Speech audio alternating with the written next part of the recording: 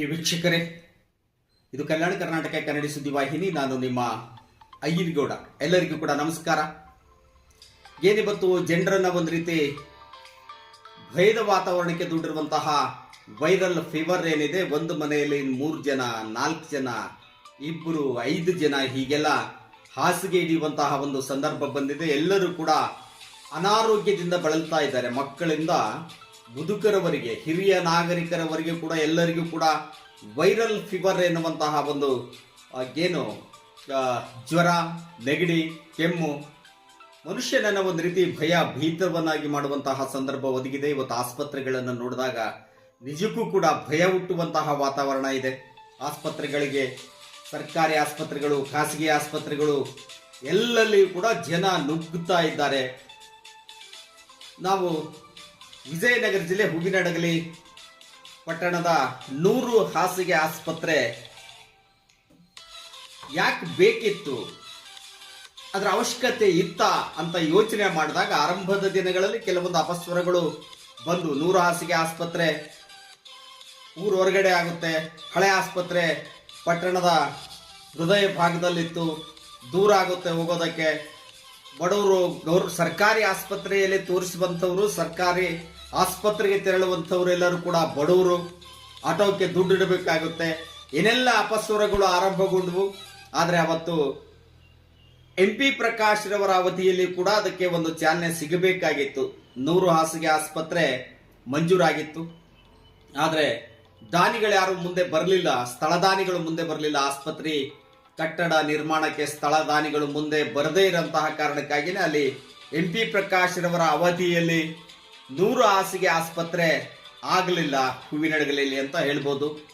ನಂತರ 2008ರಲ್ಲಿ ಮೀಸಲು ಮತಕ್ಷೇತ್ರದಿಂದ ಪ್ರಥಮ ಶಾಸಕರಾಗಿ ಆಯ್ಕೆಗೊಂಡಂತಹ ಚಂದ್ರಾನಾಯ್ಕರವರು 100 ಹಾಸಿಗೆ ಆಸ್ಪತ್ರೆಯನ್ನ ಮಂಜೂರು ಮಾಡಿಸಿಕೊಂಡು ಬರುವುದರ ಮೂಲಕ ದಾನಿಗಳನ್ನು ಕೂಡ ಮನವೊಪ್ಪಿಸಿದ್ರು. ನಿಜಕ್ಕೂ ಕೂಡ ನಾವು ಇವತ್ತಿನ ಪರಿಸ್ಥಿತಿಯನ್ನ, ಇವತ್ತಿನ ವಾತಾವರಣವನ್ನು ನೋಡಿದ್ರೆ ದಾನಿಗಳಿಗೆ ಸಾವಿರ ಶರಣಾರ್ಥಿಗಳನ್ನ, ಅಭಿನಂದನೆಗಳನ್ನ ಸಲ್ಲಿಸಬೇಕು. ಇವತ್ತೇನಾದರೂ ಇಂತಹ ಸಂದರ್ಭದಲ್ಲಿ ಹೂವಿನಡಗಲಿಯಲ್ಲಿ 100 ಹಾಸಿಗೆ ಆಸ್ಪತ್ರೆ ಇಲ್ಲದೆ ಹೋಗಿದ್ರೆ, ಕೇವಲ 40 ಹಾಸಿಗೆ 60 ಹಾಸಿಗೆ ಆಸ್ಪತ್ರೆ ಇತ್ತು ಅಂದಿದ್ರೆ, ಇವತ್ತಿನ ಹಳೆ ಆಸ್ಪತ್ರೆ ಅಂತ ಹೇಳ್ತೀವಿ ನಾವು, ಇಲ್ಲಿ ಪಟ್ಟಣದಲ್ಲಿರುವಂತಹ ಹಳೆ ಆಸ್ಪತ್ರೆ ಇದ್ದಿದ್ರೆ ಇದನ್ನ ಕಂಟ್ರೋಲ್ ಮಾಡೋದಕ್ಕೆ ಆಗ್ತಾ ಇರಲಿಲ್ಲ. ಬೆಡ್ಗಳು ಸಾಲ್ತಾ ಇರಲಿಲ್ಲ. ರೋಗಿಗಳು ನೆಲದ ಮೇಲೆ ಮಲಗಬೇಕಾಗಿತ್ತು, ಫುಟ್ಪಾತ್ ಮೇಲೆ ಮಲಗಬೇಕಾಗಿತ್ತು, ಹೊರಗಡೆ ಮಲಗಬೇಕಾಗಿತ್ತು. ಅಂತಹ ಒಂದು ಸಂದರ್ಭವನ್ನ ತಪ್ಪಿಸಿ ಇವತ್ತಿನ ಅನುಕೂಲಕ್ಕೆ ಒಂದು ಮಾದರಿಯಾದಂತಹ ಚಂದ್ರನಾಯ್ಕರು ಮತ್ತು ದಾನಿಗಳಾದಂತಹ ಶಶಿಧರ್ ಶೆಟ್ಟರು, ಹುಚ್ಚಣ್ಣ ಶ್ರೇಷ್ಠಿಯವರ ಪುತ್ರರಾದಂತಹ ಶಶಿಧರ್ ಶೆಟ್ಟರ್ ಅವರಿಗೆ ಅಭಿನಂದನೆಯನ್ನು ಸಲ್ಲಿಸೋಣ. ಆಯಾ ಕಾಲಘಟ್ಟದಲ್ಲಿ ಏನೆಲ್ಲ ಮಾಡಬೇಕು. ನಂತರ ಕಟ್ಟಡ ನಿರ್ಮಾಣ ಆಯಿತು. ಕಟ್ಟಡ ನಿರ್ಮಾಣದ ಸಂದರ್ಭದಲ್ಲಿ 2013ರಲ್ಲಿ ಆಯ್ಕೆಗೊಂಡಂತಹ PT ಪರಮೇಶ್ವರ್ ನಾಯ್ಕರವರು ಹೆಚ್ಚಿನ ಪ್ರಮಾಣದ ಕಟ್ಟಡಕ್ಕೆ ಅನುದಾನವನ್ನು ಹಾಕುವುದರ ಮೂಲಕ ಸಕಲ ಸೌಲಭ್ಯಗಳನ್ನು ಕೂಡ ಒದಗಿಸಿದ್ರು.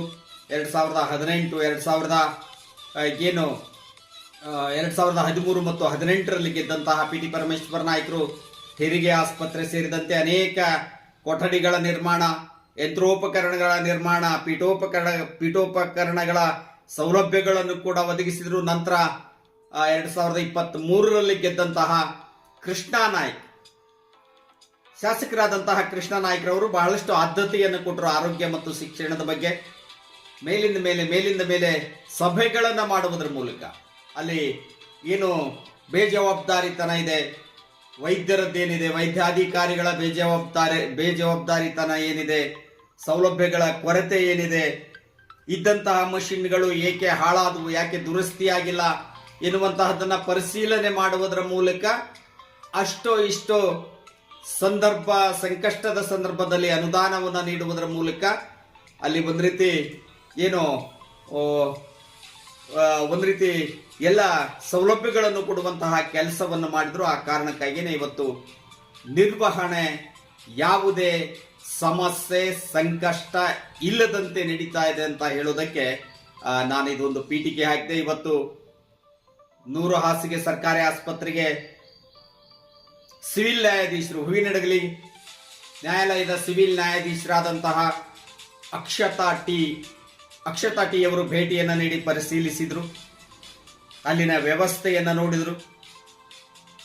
ವ್ಯವಸ್ಥೆ ಇದ್ದಿದ್ರಲ್ಲೇನೆ ಉತ್ತಮವಾಗಿದೆ ಎನ್ನುವಂತಹ ಅಭಿಪ್ರಾಯವನ್ನು ವ್ಯಕ್ತಪಡಿಸಿದರು. ಯಾಕಂದ್ರೆ ನುಗ್ತಾ ಇದೆ ಇವತ್ತು ಒಂದು ರೀತಿ ಸಾರ್ವಜನಿಕರು, ಎಲ್ಲ ರೋಗಾಣುಗಳು ಎಲ್ಲರನ್ನ ಕಾಡ್ತಾ ಇರುವಂತಹ ಸಂದರ್ಭದಲ್ಲಿ ನಿರ್ವಹಣೆ ಆಗ್ತಾ ಇದೆ. ಇದ್ದುದ್ರಲ್ಲೇನೆ ಉತ್ತಮವಾದಂತಹ ಕಾರ್ಯ, ಉತ್ತಮವಾದಂತಹ ಸೇವೆಯನ್ನ ಮಾಡ್ತಾ ಇದ್ದಾರೆ ವೈದ್ಯರು, ಎಲ್ಲ ಸಿಬ್ಬಂದಿಗಳು ಎನ್ನುವಂತಹ ಒಂದು ಮೆಚ್ಚುಗೆಯ ಅಭಿಪ್ರಾಯವನ್ನು ಕೂಡ ವ್ಯಕ್ತಪಡಿಸಿದ್ರು. ಅಕ್ಷತಾ ಟಿ ಅವರು ಪರಿಶೀಲನೆಯನ್ನ ನಡೆಸಿದ್ರು. ಎಲ್ಲ ವಾರ್ಡ್ಗಳಿಗೂ ಕೂಡ ಭೇಟಿಯನ್ನ ನೀಡುವುದರ ಮೂಲಕ, ವೈದ್ಯರೊಂದಿಗೆ ಸಿಬ್ಬಂದಿಗಳೊಂದಿಗೆ ಚರ್ಚೆಯನ್ನ ಮಾಡುವುದರ ಮೂಲಕ ಅಲ್ಪ ಸ್ವಲ್ಪ ಮಟ್ಟಿಗೆ ವ್ಯವಸ್ಥೆಯನ್ನ ಸರಿಪಡಿಸಿಕೊಳ್ಳುವಂತಹ ಸೂಚನೆಗಳನ್ನು ಕೂಡ ನೀಡಿದ್ರು. ಇಲ್ಲಿ ಏನೊಂದು ಡಯಾಲಿಸಿಸ್ ವ್ಯವಸ್ಥೆ ಇದೆ, ಎಲ್ಲ ಮೂತ್ರ ರಕ್ತ ಪರೀಕ್ಷೆ, ಮೂತ್ರ ಪರೀಕ್ಷೆ, ಎಕ್ಸ್ರೇ ಎಲ್ಲ ವಿಭಾಗಗಳು ಕೂಡ ವರ್ಕ್ ಮಾಡ್ತಾ ಇವೆ. ಯಾವ ಕೂಡ ದುರಸ್ತಿ ಇಲ್ಲ. ವೈದ್ಯರು ಕೂಡ ತಮ್ಮ ಕರ್ತವ್ಯವನ್ನ ಒಂದು ರೀತಿ ಪ್ರಯತ್ನ ಮೀರಿ ಮಾಡ್ತಾ ಇದ್ದಾರೆ ಎನ್ನುವಂತಹದ್ದು ಮೇಲ್ನೋಟಕ್ಕೆ ಕಂಡು ಬಂತು. ಸಾವಿರ ಸಂಖ್ಯೆಯಲ್ಲಿ ಬರುವಂತಹ ರೋಗಿಗಳನ್ನು ನಿಯಂತ್ರಣ ಮಾಡುವಂತಹದ್ದು ಬಹಳ ಕಷ್ಟದ ಕೆಲಸ. ಆದರೂ ಕೂಡ ಇಲ್ಲಿನ ವೈದ್ಯರು, ಶುಶ್ರೂಷಕಿಯರು, ಡಿ ಗ್ರೂಪ್ ಎಲ್ಲರೂ ಕೂಡ ತಮ್ಮ ಶಕ್ತಿಯನ್ನ ಮೀರಿ ಪ್ರಯತ್ನಿಸ್ತಾ ಇದ್ದಾರೆ. ಅವರಿಗೂ ಕೂಡ ಅಭಿನಂದನೆಯನ್ನು ಸಲ್ಲಿಸೋಣ. ಏನು ನ್ಯಾಯಾಧೀಶರು, ಸಿವಿಲ್ ನ್ಯಾಯಾಧೀಶರು ಭೇಟಿ ನೀಡಿ ಪರಿಶೀಲನೆಯನ್ನ ನಡೆಸಿದ್ರು.